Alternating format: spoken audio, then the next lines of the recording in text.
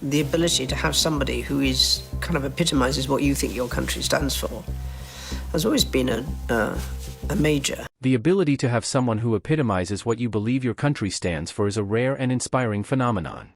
Prince William and Kate Middleton's daughter, Charlotte, may be a princess, but she is also the Queen of Sass. Recently, Princess Anne stunned the world by transferring her Princess Royal title to 9-year-old Princess Charlotte, a move that has shaken the monarchy to its core. This historic decision redefined centuries-old traditions and marks a transformative moment for the royal family. For decades, Anne personified duty and sacrifice in her role. Now, Charlotte steps into the spotlight, carrying the weight of history and setting the stage for a profound new chapter in the royal narrative. The Princess Royal title is not a mere honor, it is a legacy. Anne has held this prestigious role since her 30s, carrying it with dignity and grit for decades. This makes the transition to young Charlotte even more compelling. At only 9 years old, Charlotte has been marked as the future face of this timeless role. She is not just receiving a title, she is inheriting a set of expectations, duties, and a public profile that will follow her for the rest of her life. This moment is the beginning of a legacy that could reshape the monarchy forever. The decision prompts questions. Why now? Why Charlotte? Anne, one of the hardest-working royals with hundreds of engagements annually, is clearly planning for the monarchy's next chapter. By passing the baton, Anne demonstrates her faith in the new generation and in Charlotte's ability to carry the family's mission forward in a way that balances modernity with tradition. The timing of this decision is particularly intriguing, given King Charles's health concerns, including recent reports of a cancer diagnosis. The monarchy's stability is under scrutiny, making it crucial to prepare younger royals for their eventual responsibilities. Elevating Charlotte to such a high-profile role early is not merely a gesture, it is a calculated move to secure the future. The Princess Royal title symbolizes continuity. For centuries, it has been a cornerstone of royal tradition, handed down from generation to generation. By entrusting it to Charlotte, Anne bridges the past and future, reinforcing the monarchy's enduring relevance. Charlotte's position in the line of succession, solidified by a 2013 law ending male primogeniture, further underscores her importance. As fourth in line to the throne, her role is a game-changer. Charlotte's upbringing is another critical factor in her readiness. As the second child of Prince William and Princess Catherine, she is growing up in a balanced environment that blends royal tradition with modern family life. Her parents strive to provide a childhood that, despite immense public scrutiny, feels as normal as possible. This equilibrium will be essential as Charlotte navigates her new role. However, being Princess Royal is no simple task. It comes with intense public scrutiny, endless expectations, and a lifetime of service. Charlotte has shown charm and poise in public appearances, but the real test lies in how she balances these duties with the challenges of growing up in the spotlight. Anne's decision reflects a broader shift within the monarchy, which faces increasing pressure to modernize and stay relevant in today's fast-paced world. Elevating Charlotte to such prominence positions her as a symbol of a more progressive era. This strategic move appeals to younger generations while honoring tradition. Moreover, Anne's mentorship will be invaluable. She is not stepping aside entirely but will guide Charlotte with her wisdom and experience. Anne's legacy of hard work and dedication provides a strong foundation for Charlotte to build upon. Charlotte's rise also presents an opportunity to redefine what it means to be royal in the 21st century. Royals are no longer confined to ceremonial duties, they are expected to champion causes, connect with the public, and use their platforms for good. With her natural charisma and youthful energy, Charlotte is well suited to meet these challenges. Her elevation also raises important questions about gender and leadership. Historically, royal roles were influenced by outdated notions of primogeniture. By giving such a significant role to a young girl, the royal family sends a powerful message about equality and change within the monarchy. The public reaction to this news has been a mix of excitement and curiosity. Charlotte has already charmed many with her confident demeanor and endearing public appearances. However, this new role comes with higher stakes. People will watch closely to see how she handles the pressure and what kind of impact she will have on the monarchy's future.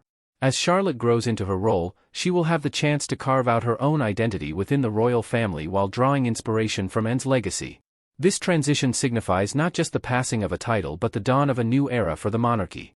Charlotte's new role as Princess Royal presents a remarkable opportunity for her to bring her unique perspective to the monarchy. Whether through charitable work, public advocacy, or other initiatives, Charlotte has the potential to make a lasting mark. This transition marks a significant turning point for the royal family, shaping its future in unexpected ways. As the youngest symbol of continuity and progress, her new position is not just about the present but also about securing the monarchy's relevance in a world increasingly skeptical of traditional institutions. By investing in the younger generation and assigning them meaningful roles, the royal family demonstrates a commitment to evolution and adaptability, with Charlotte's title being a central piece of this strategy. However, the path ahead is not without challenges. The royal family operates under constant scrutiny, and every misstep is magnified. Yet, if Charlotte rises to the occasion, and all indications suggest she can, she has the potential to become a pivotal figure in shaping the monarchy for years to come. This move signals the family's long-term thinking. By giving Charlotte this opportunity now, they are not just preparing her for future responsibilities but also sending a clear message about their desired direction, a careful balance of continuity and change, a dynamic that has never been more critical. As Charlotte embarks on this journey, she carries not just a title but the hopes and expectations of a nation. It is a significant responsibility for someone so young, but with guidance and familial support, Charlotte is well poised to become a defining figure in the next chapter of royal history. Understanding the significance of this title transfer requires an appreciation of the Princess Royal's unique role.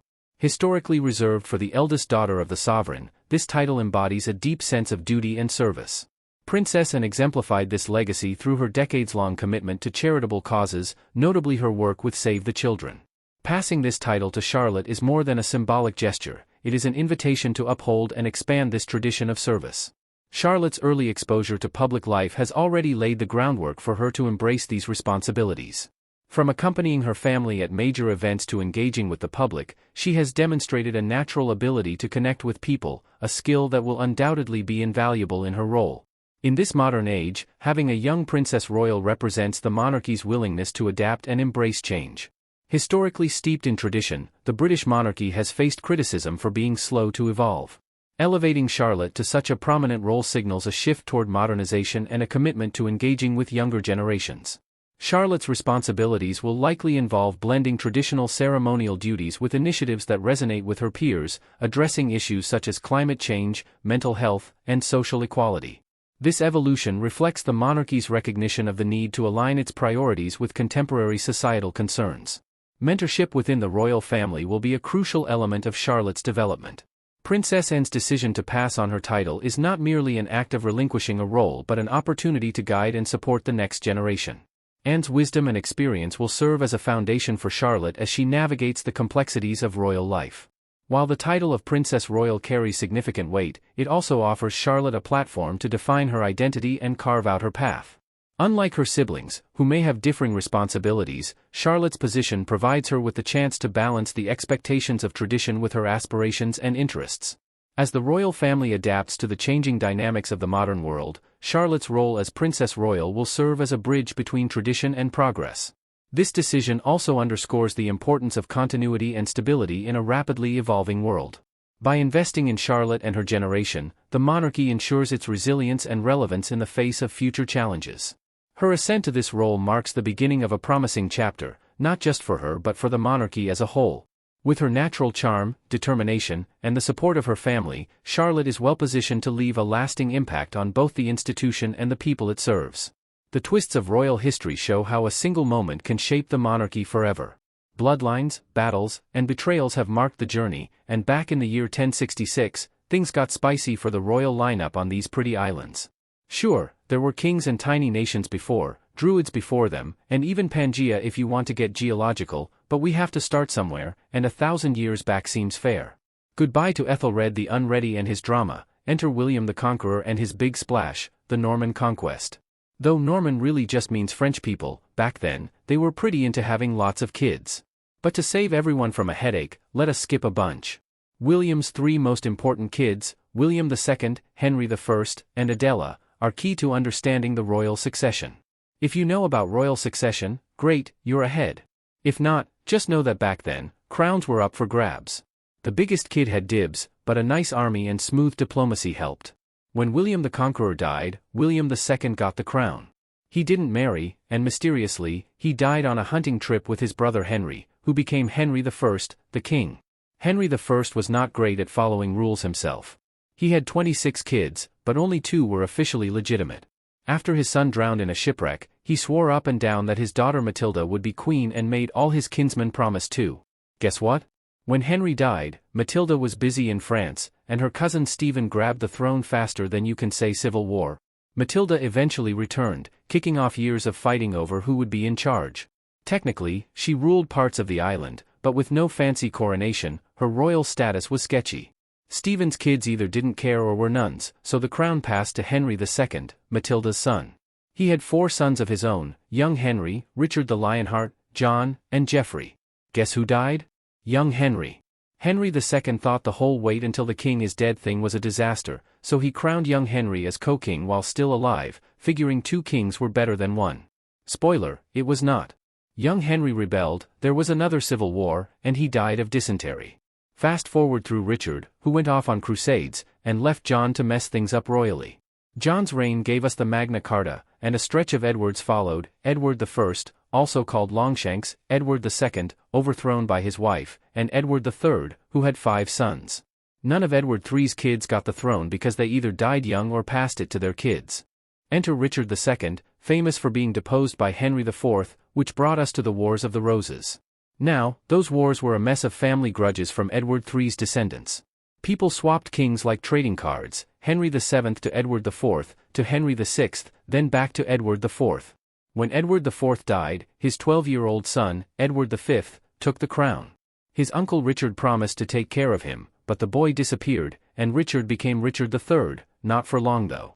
Along came Henry VII, who married Elizabeth of York to unite the warring families.